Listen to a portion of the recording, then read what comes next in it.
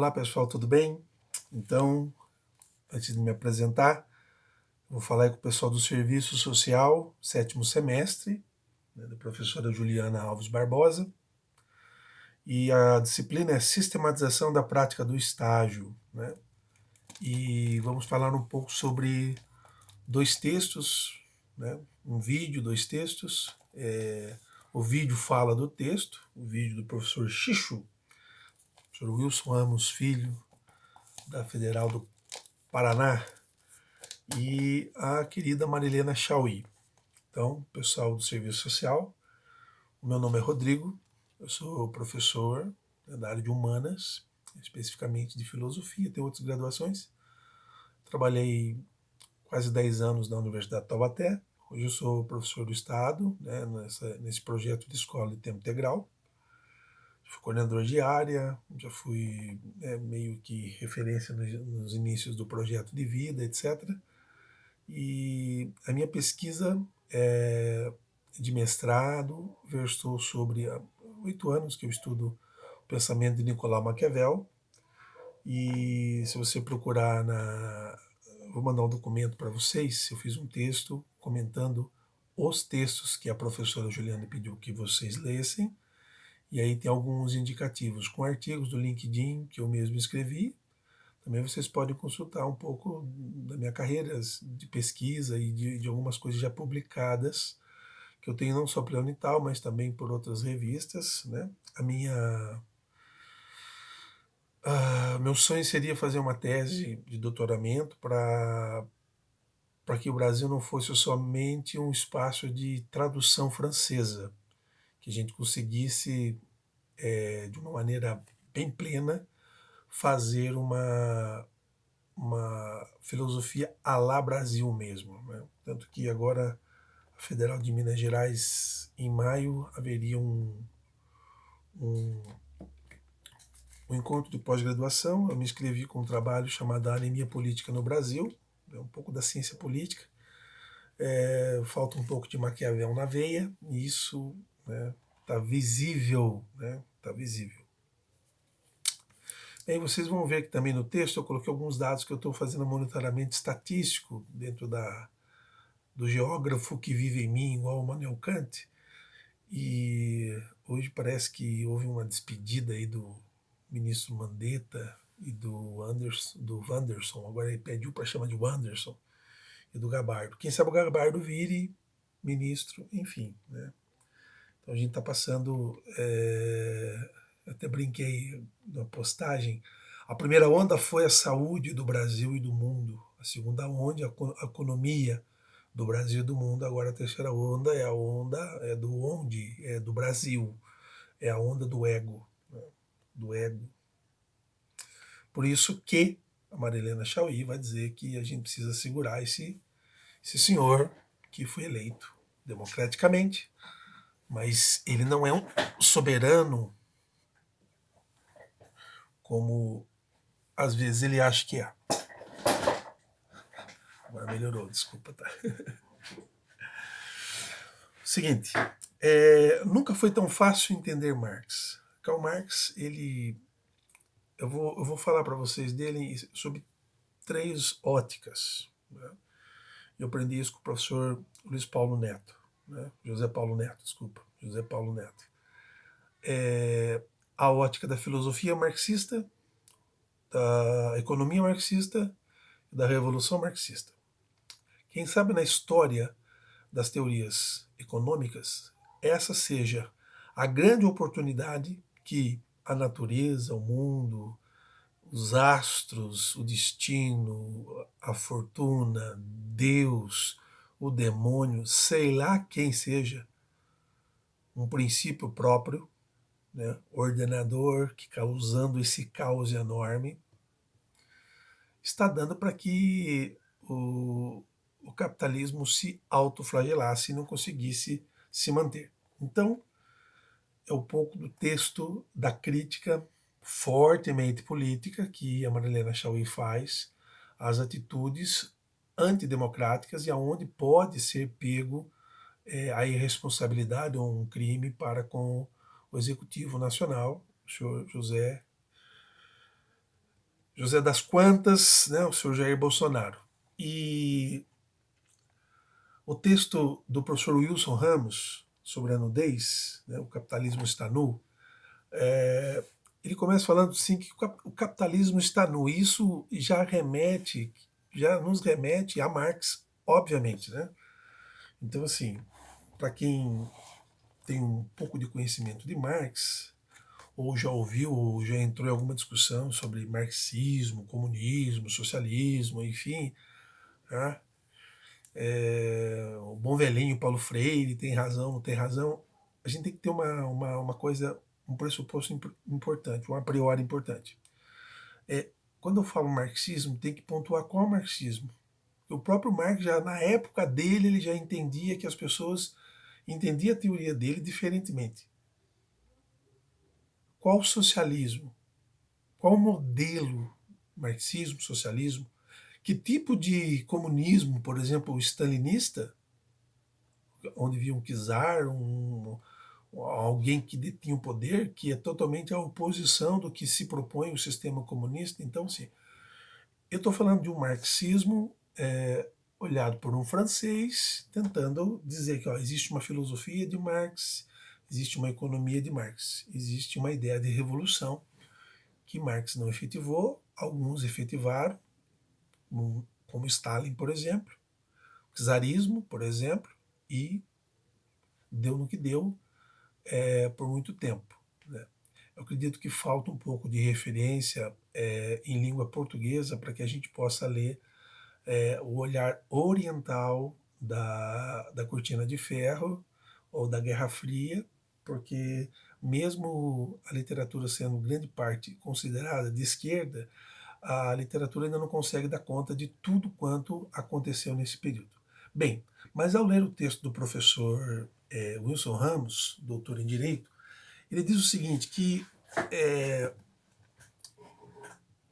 o vídeo, né, que a professora Juliana nos mandou, ele diz que o capitalismo ficou nu de uma hora para outra. Por que o capitalismo fica nu de uma hora para outra? Bem, e aí a gente precisa ir no conceito de Marx, né? O conceito de indivíduo nu. O Marx, quando fala esse conceito de indivíduo nu, né, eu estou mandando para vocês uma fonte do curso, Ler Marx, os textos mais importantes de Karl Marx para o século XXI.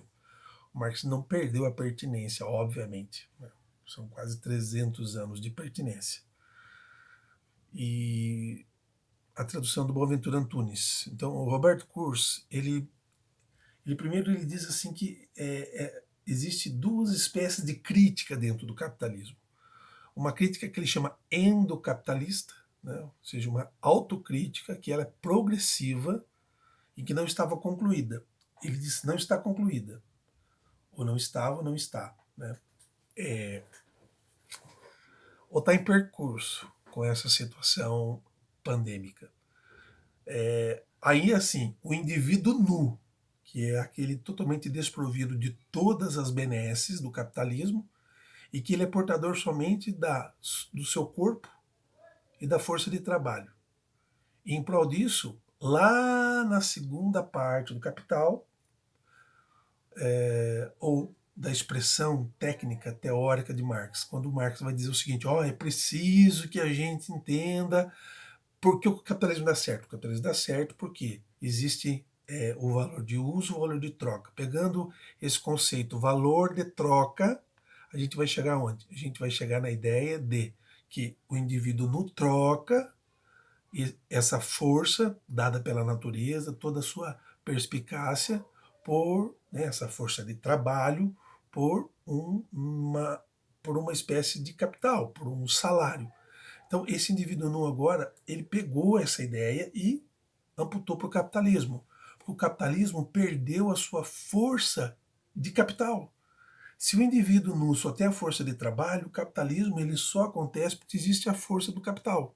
E a força do capital não é o dinheiro, a moeda que gira.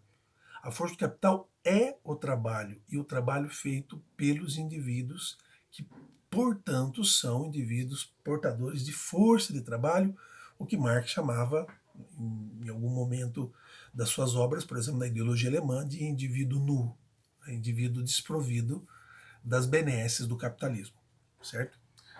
Bem, continuando, então, essa é a primeira coisa. Então, existe uma crítica endocapitalista, uma autocrítica do capitalismo e, obviamente, uma crítica,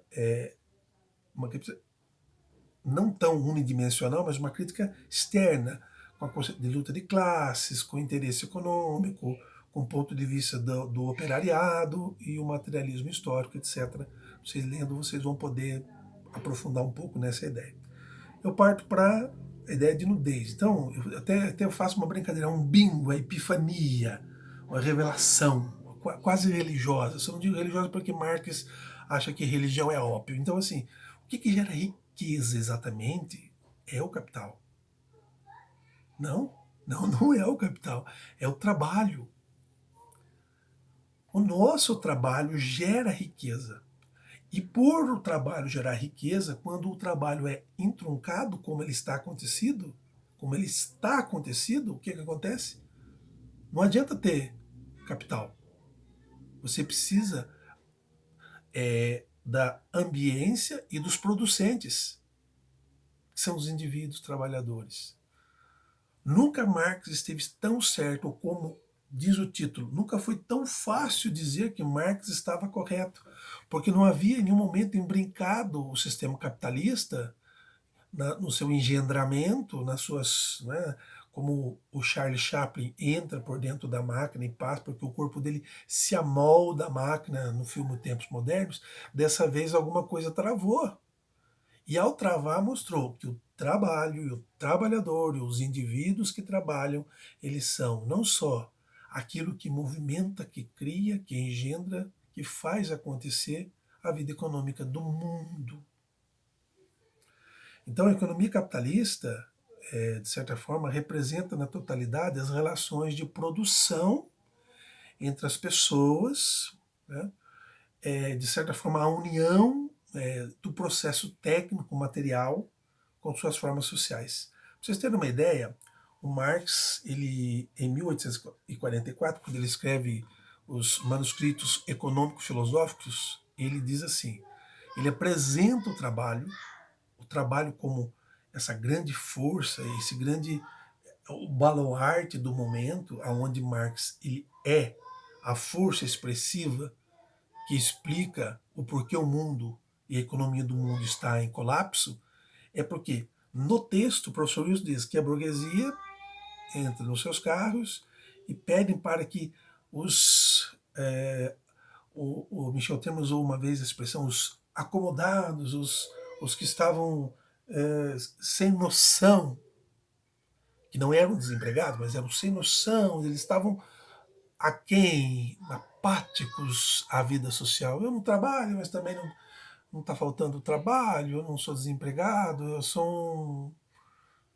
Não. Então, é, é, é essa ideia de ir entender a concepção de trabalho que é preciso nós, que vamos trabalhar com pessoas que trabalham e que precisam de trabalho e que no dia a dia fazem a correria para gerar riqueza, para gerar riqueza burguesa, e não só burguesa, para gerar riqueza também de outras, em menor escala, para outras classes, né? Desde os chamados informais, que agora aí tem o AEI, esse auxílio emergencial para os informais.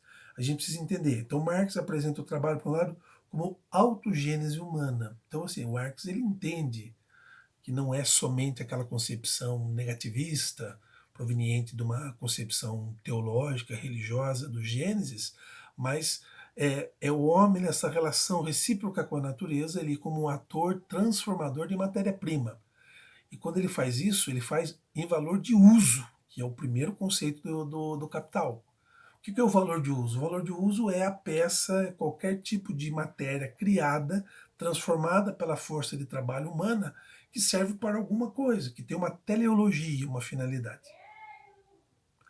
Não obstante, o Marx endossa a questão na outra obra, que é a Ideologia Alemã. Quando ele assevera a distinção entre os homens e os animais, também apresenta o trabalho como elemento de subordinação ao capital. Né? Porque ninguém trabalha só para si, trabalhamos para os outros. E nesse momento, trabalhar é importante. A gente começou a perceber o desespero das pessoas na medida em que, dois fatores. Primeiro, elas tiveram contato com alguém muito próximo da doença. Seja pela via menos dolorida, que é a pessoa estar contaminada, ou pela mais dolorida, que é a pessoa falecer por motivo da doença. Mas também tem tem um outro Aufklärung, como diria Kant, né? Uma outra expansão de esclarecimento é quando o indivíduo percebe que o bolso vai ser mexido. Né? Se mexer no bolso também mexe com o cerne do ser humano. Né? E isso na classe A, B, C, até o abecedário terminar. Por quê?